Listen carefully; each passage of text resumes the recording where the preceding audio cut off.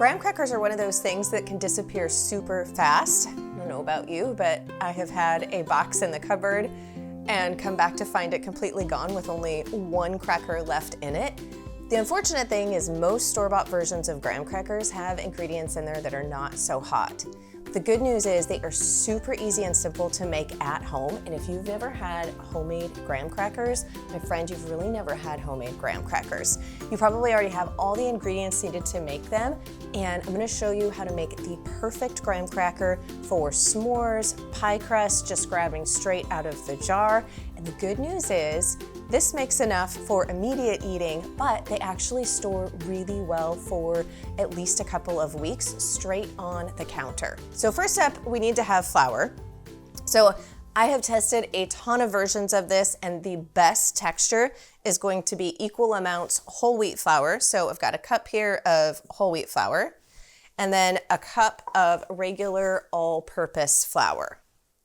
So we're gonna get those two ingredients in. We're just gonna mix all of our dry ingredients. And then we have a teaspoon of baking soda. And I use salted butter whenever I'm baking, it's all I buy. So I'm gonna use a scant half a teaspoon of sea salt because my butter is salted. If you're using unsalted, then you probably wanna use a heaping half teaspoon.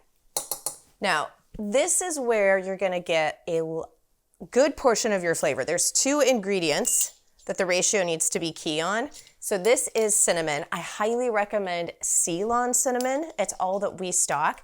But when you're baking, the difference between cassia cinnamon and Ceylon cinnamon is actually the true cinnamon, but it has a naturally sweeter flavor, and it will elevate your baked goods a ton. So we're gonna do 2 teaspoons of ground cinnamon in there. And then we're just gonna give this a quick mix together.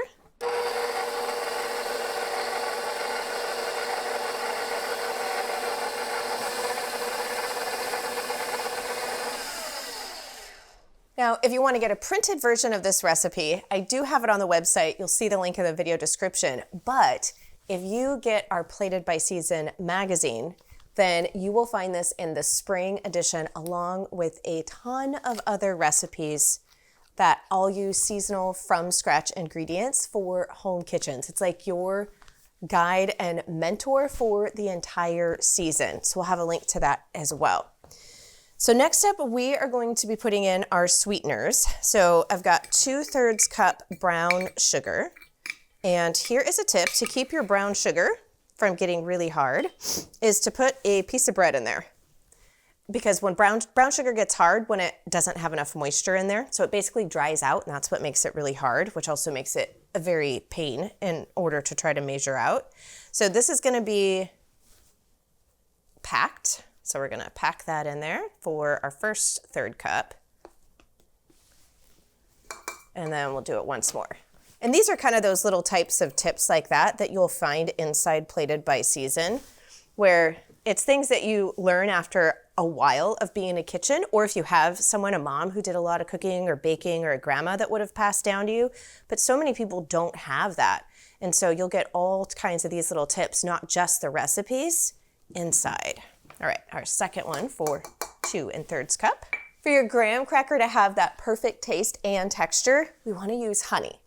One of the easiest ways to measure your honey out without having to wash things and get them all sticky is into your dry ingredients. You just simply take your cup. So this is a 1/3 cup. And we want to press it all the way down in there to make that indent. Oops, and you can kind of see it.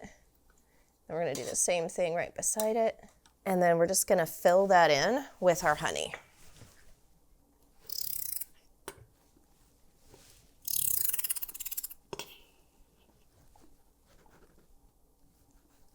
So now we have got our melted butter. Now, if you needed to be dairy-free or wanted to use another fat, melted coconut oil would work fantastically well. So we're just gonna pour this in with our sweeteners. And this video is sponsored in part by Azure Standard, which is where I pretty much get everything that we're not growing or buying from a a local farm here near us. So the butter, the brown sugar, the flour, and the baking soda, and the cinnamon all come from Azure Standard. If you're a first-time customer and you place your first order of $100 or more, use coupon code Melissa15 and you'll get 15% off. They have a ton of products and outstanding. They are probably more stringent even than I am for vetting and making sure that the products are raised in ethical manners. They don't have anything bad in them. It's pretty much like having your own regenerative farmer that can ship you all these different types of products. So we're gonna go ahead and mix these together now.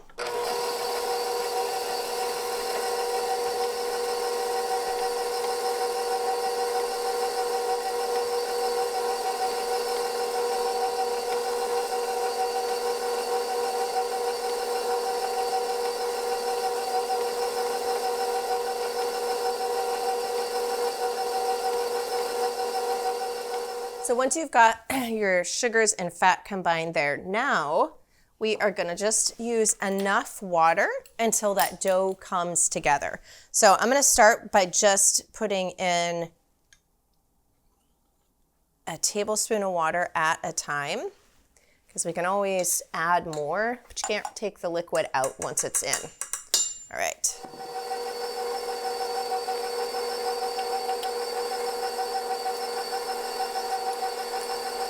So I'm gonna take a little bit of this dough, and what we wanna do is we wanna see if it's going to stick together in a ball so that we can then work with this. So here we go. And so that's actually forming together really nice. So it looks crumbly in the bowl, but what we wanna see is when we press it like this, is that gonna hold its shape? And that is definitely, that's holding its shape. It's not sticking to my hands, but it's not really falling apart either. So we're gonna go ahead, oops, I did drop a little bit on the counter there. So we're gonna go ahead and stop mixing this. And then just gonna get in here with our hands. We're gonna just start, it's kind of like playing with Play-Doh, quite honestly, or like kinetic sand in a way. We're just gonna bring this all together into a dough ball. Now this is a full-size recipe, so this will actually make 2 batches of crackers. So we're gonna kind of divide the dough here into 2 equal parts. So this one we've got together, pretty nice. Form that into a ball. Now, if you wanted to get really nitpicky, you could get a scale out, weigh the total, and weigh these, but we're gonna just eyeball these for approximate here. Those are pretty close to being even. So the next step is really critical in order to work the dough and to have these turn out right, and that is we need to chill it. So we've got our melted butter in there, and as you can see, the dough, like I can work this somewhat with my hands, but would be very difficult, if not impossible, to roll out at this point. So we're gonna go ahead and get these wrapped up and sealed, and then we're gonna put them in the fridge for at least an hour. So the nice part about this is, if you wanted to, you could make this dough up even the day before, or you could do it in the morning to bake later, or the night before and then bake it in the mornings. It does need to chill for at least an hour, but as long as you wrap it up nice and tight so it doesn't dry out in the fridge, you can make the dough up to a couple of days ahead of time and just keep it in the fridge until you were ready to bake it. So here we have our first section of dough that has been chilling for an hour and 15 minutes. And then go ahead and get your oven preheating to 350 degrees Fahrenheit.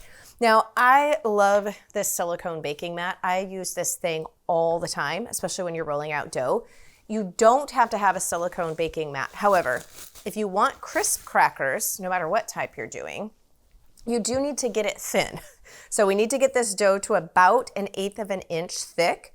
Otherwise, it still tastes great, but you're not gonna get you're not gonna get a crisp cracker. It's gonna be more like a cookie.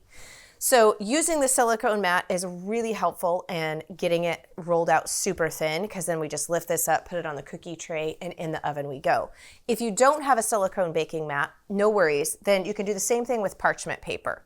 So you just put some parchment paper down and then roll out on that. What we're gonna do though is we've got our silicone baking mat on the bottom, And then so that our rolling pin doesn't stick, because we don't want to add more flour. Traditionally, if you're doing like pie crust or cinnamon rolls or something like that, you're just going to add more flour so that your dough doesn't stick. But this isn't the same type of dough. So if we add more flour, we're going to change the texture and make them sometimes tougher. So instead, we're just going to take a piece of parchment paper here. And we're going to use this on the top so that our rolling pin doesn't stick to the top of the dough. I kind of find it helpful first, especially when it just came out of the fridge, is to use your hands and kind of press that down and out so we're flattening our disc more.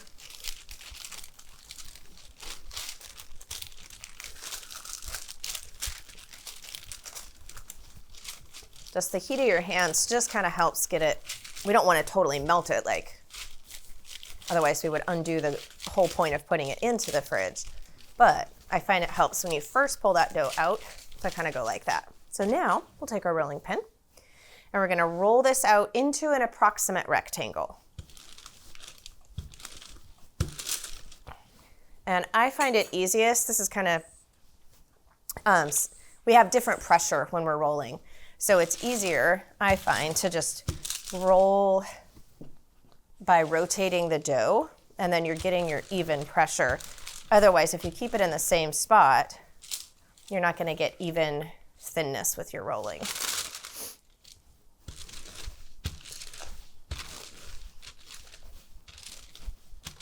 Then now I'm just going to go this, I'm trying to make it longer, so it's a little bit more rectangular. So we'll just go like this and keep going long ways.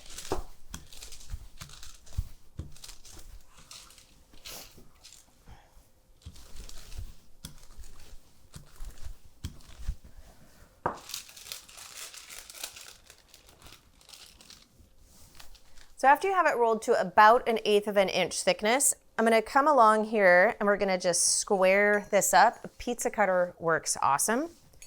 And so I'm just going to square up my edges. Don't worry, we're not going to waste this dough. And it's going to come.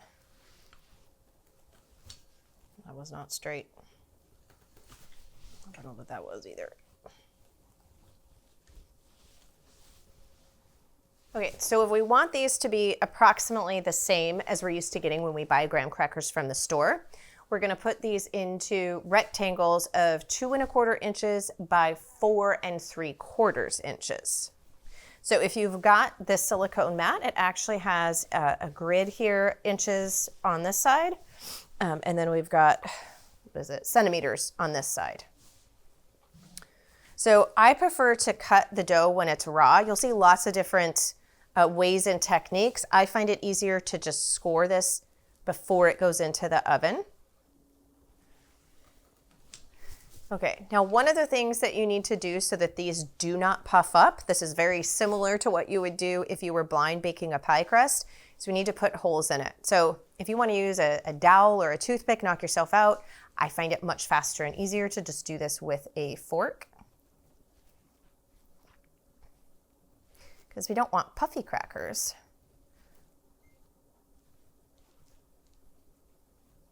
So this is our first disc. So with this excess, you can simply roll this out with the second one, but you're going to have to trim that one too. So what we can do is, I'm just going to simply, I've got some room here. I'm just going to basically put this together as close as possible into the same size. So these will be what we'll call our rustic crackers. These are our rustic graham crackers because they're not going to be as evenly lined as that one.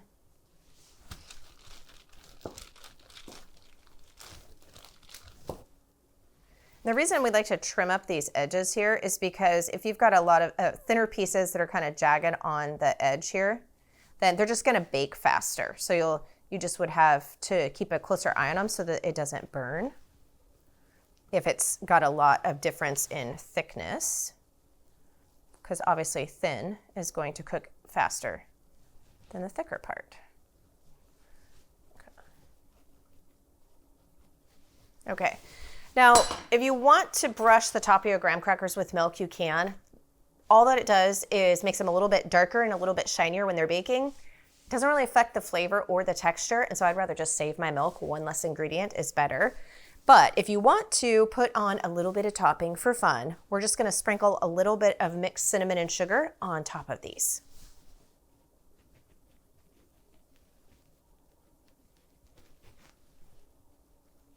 So now we're just gonna transfer this over to our cookie sheet. There we go.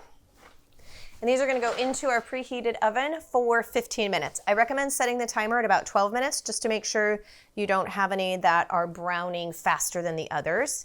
If they are, then you'll just take off that section a little bit sooner. So it's easier to check them before they burn. Can't undo the burning.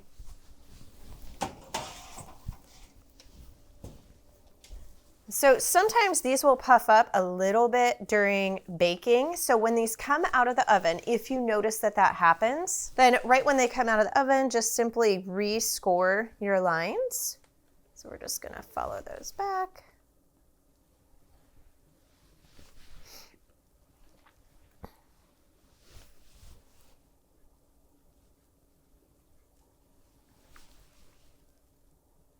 There we go. Okay, then this is the hard part. You're gonna want to let these fully cool on the baking sheet. They will crisp up as they cool, so leave them on the sheet, and then I will see you back here when these are fully cooled.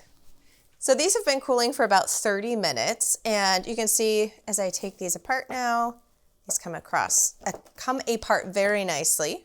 As they cool, they crisp up like a cracker.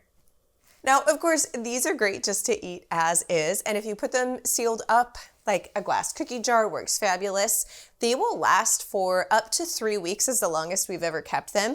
Once you get past the first week or two, they do soften a little bit, which is actually my daughter's favorite. She prefers them on the softer side, but you can crisp them back up. We have that in the magazine, how to do that really fast and easy, as well as in the blog post with the printable recipe. But one of my favorite ways to have graham cracker is when I was a little girl.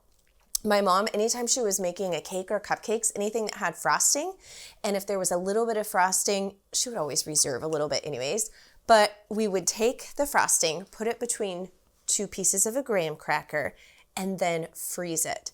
And it makes like a faux ice cream sandwich. Oh my goodness, it is so good. So that's one of my favorite things to do with just the last few of the graham crackers. And one of the other things that my mom used to do is when we were little, we rarely ever bought cold cereal. Like cold cereal was a super treat because it was expensive, and as we all know, cold cereal is not so hot for you. So sometimes if it was like for a special morning, or probably more so I thought it was a special treat, but it was probably because my mom didn't want to cook breakfast, we would just take graham crackers and break them up and put them in a bowl and pour milk over them like cereal. It's actually really good. But as I said, these are delicious as is.